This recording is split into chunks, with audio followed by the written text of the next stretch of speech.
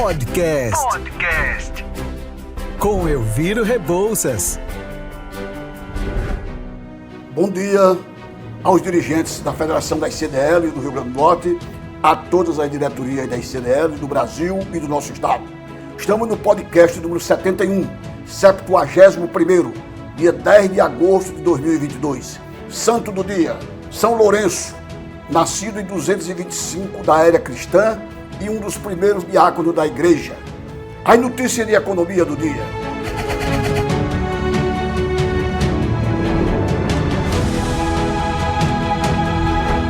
O IPCA de julho tem deflação de 0,68% e a menor taxa desde o início da série histórica de 1980.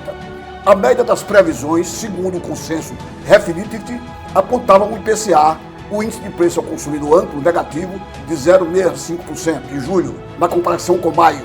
O índice de preço ao consumidor amplo, IPCA, referente ao mês de julho, foi divulgado ontem e houve uma deflação de 0,68%. Primeira deflação em mais de 2 anos no Brasil e a maior deflação dos últimos 32 anos, desde a implantação do Plano Real no Brasil. Pressionado pela queda dos preços dos combustíveis, em particular da gasolina e do etanol, e energia elétrica, o IPCA ficou negativo 0,68% em julho, após a variação de 0,67% em junho. Foi a menor taxa registrada desde o início da série histórica, iniciada em janeiro de 1980.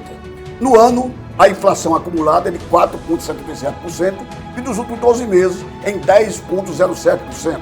As projeções dos agentes de mercados, consultados pelo Refinitiv, variavam entre deflação de 0,30% a 0,8%.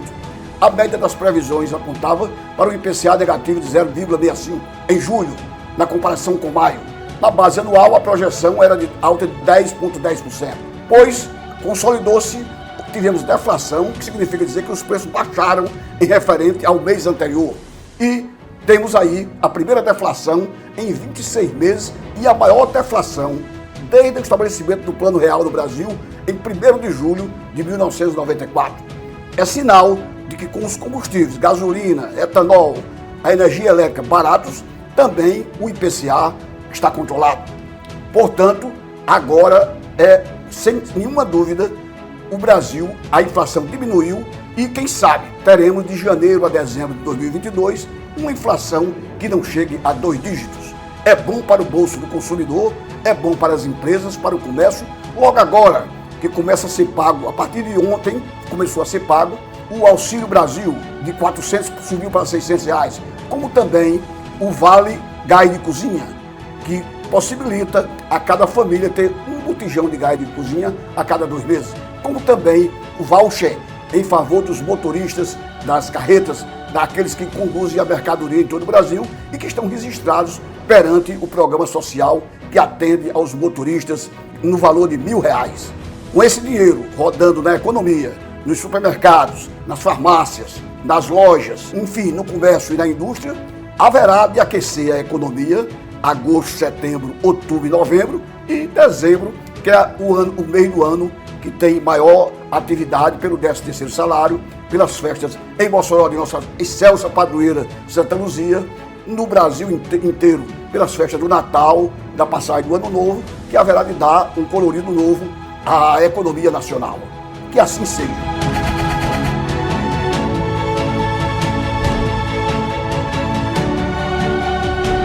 A inadimplência é recorde no Brasil e deve frear a retomada da economia em 2023.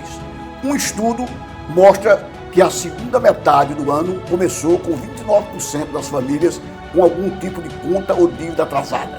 Quase 80% das famílias brasileiras tinham dívidas em julho, o maior índice já registrado nos últimos 12 anos, de acordo com o levantamento da Confederação Nacional do Comércio, a CNC. O estudo mostra que a segunda metade do ano começou com 29% das famílias com algum tipo de conta ou dívida atrasada. Trata-se do maior percentual de inadimplentes desde 2010, quando começou essa série. O aumento do endividamento e da inadimplência em um cenário de inflação e juros altos deve dificultar ainda mais a retomada da atividade econômica no ano de 2023. Outra pesquisa, divulgada ontem pela Confederação Nacional da Indústria, CNI, mostra que em 1 em cada 4 brasileiros não consegue pagar as contas em dia e já mudou hábitos de compras diante do aperto do orçamento.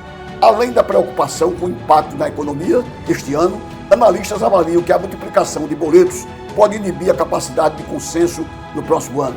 Certamente vai reduzir o crescimento econômico em 2023, porque o compromete o consumo. Os juros devem permanecer altos ao longo de 2023. Há uma perspectiva de que este ano eles se mantenham em 13,75%, como prefixou o Copom na última reunião, semana passada, do Banco Central do Brasil, em 13,75% a taxa Selic ao ano.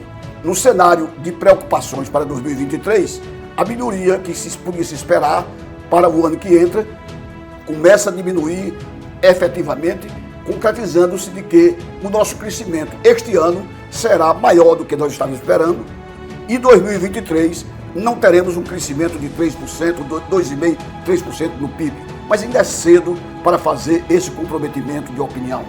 A economista Isis Ferreira, responsável pelo levantamento da Confederação Nacional do Comércio, diz que a inflação deverá permanecer neutra, ou seja, com deflação em julho, provável deflação em agosto, é provável que terminemos o ano de 2022 sem 2 dígitos de inflação, que corrói o salário e a economia nacionais.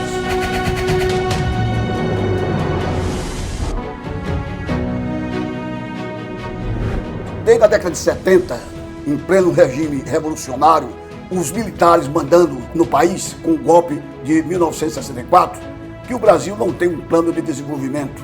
Diz Vanilton Tenenil, defende que haja uma maior presença do setor público. E quem é Vanilton Tenenil? Ele é o presidente da ABDIP. Ele diz que o Brasil está sem um plano público de infraestrutura. Em sua visão, o setor depende excessivamente de investimentos privados. Mesmo com todos os problemas enfrentados nos últimos anos, em especial a falta de um plano estratégico para o desenvolvimento econômico do Brasil e de uma política de reindustrialização do país, o setor de infraestrutura segue atrativo para investidores internos e externos. A iniciativa privada é responsável hoje por 70% do dinheiro destinado à área, que atraiu um total de 148 bilhões de reais no ano passado, em 2021, e mais de 160 bilhões de reais estão previstos para 2022, com base nas licitações programadas para este período. Ainda assim, para reduzir os gargalos da infraestrutura de forma significativa, o país precisaria de investimentos anuais em torno de 370 bilhões de reais até 2032, informa Vanilton Tenenil, presidente executivo da Associação Brasileira da Infraestrutura e Indústria de Base, ABDIB. Ele diz, abre aspas, há muito o que ser feito, mas o setor precisa de um programa que transcenda a participação da iniciativa privada com maior presença do poder público, fecha aspas. O que é preciso para avançar mais na infraestrutura? Pergunta ele e ele responde. O país não tem um plano estratégico de desenvolvimento no médio e longo prazo, desde a década de 70. Naquele período chegamos a investir mais de 5% do PIB em infraestrutura e hoje não chegamos a 2%. É preciso que a parte importante do orçamento fiscal, que não é pequeno, seja orientado para investimentos. O primeiro ponto a ser atacado é rearranjar as contas públicas, porque precisamos de um programa de infraestrutura que transcenda a participação da iniciativa privada. Não existe país no mundo que tenha só a iniciativa privada tocando projetos em transporte e logística. Por exemplo, onde há maior carência de recursos. De que forma isso pode ser feito? Pergunta e resposta. É preciso, em primeiro lugar, maior conscientização da sociedade, que é quem elege os representantes no executivo e no legislativo. E esses representantes não têm demonstrado, até o momento, sensibilidade em relação a esse tema. É só verificar a paralisação que houve neste ano de toda a agenda legislativa para cuidar de questões de curto prazo e de interesses específicos. É necessária uma reforma do Estado para melhorar a qualidade dos gastos públicos e precisamos avançar nas questões regulatórias para alguns setores. Também precisamos definir uma melhor estrutura de funding para o financiamento. O Banco Nacional do Desenvolvimento Econômico e Social, BNDES, tem de ser uma instituição de fomento como já foi no passado, para estruturar e liberar financiamentos a médio e longo prazo. Precisamos, por exemplo, de debêntures de infraestrutura para atrair fundos institucionais. No mundo todo, está ocorrendo uma reestruturação das cadeias produtivas. Como o Brasil pode se inserir nessas mudanças? Para fazer frente à reestruturação das cadeias produtivas de valor, um pilar importante é ter um processo de reindustrialização e articular a política de crescimento da infraestrutura com o parque industrial interno. Assim pensamos e eu concordo plenamente com a opinião do presidente da associação.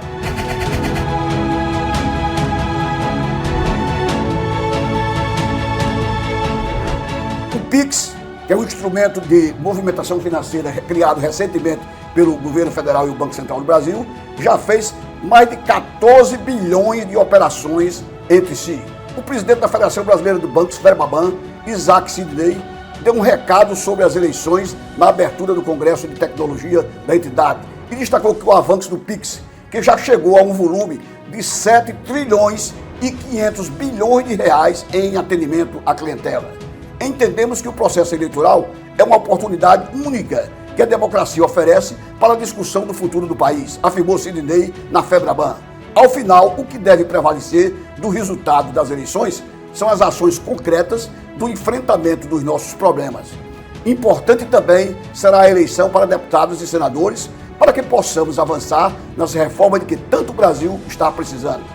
O presidente da FEBRABAN falou, e disse a verdade, que os bancos têm investido em tecnologia e este movimento vem ganhando ainda mais força, dando mais segurança para as transações. Uma revolução tecnológica está acontecendo nos bastidores do setor. Sidney citou o uso do PIX, onde de uma hora para outra as pessoas, as empresas começam a transferir recursos e o Brasil já é um exponencial conhecedor dessa tecnologia nova, da inteligência artificial e fazendo com que o PIX seja um elemento catalisador dessas discussões. Sidney usou para falar que avanços recentes dos bancos, incluindo o PIX, foram 14 bilhões de transações e não de reais, como eu falei no início dessa notícia, com 7 trilhões e 500 bilhões de reais de volume financeiro já transferido. Mais de 118 milhões de pessoas físicas e jurídicas que já utilizaram o PIX e 469 milhões de chaves cadastradas. O percentual de adultos com acesso a serviço financeiro atingiu 96% em 2020. É, portanto, uma notícia alvissareira que os bancos desembolsaram valor recorde de recursos para empréstimos na pandemia, liberando 9,5 trilhões de reais, destacou o executivo da FEBRABAN. É um crédito excepcional para o momento presente.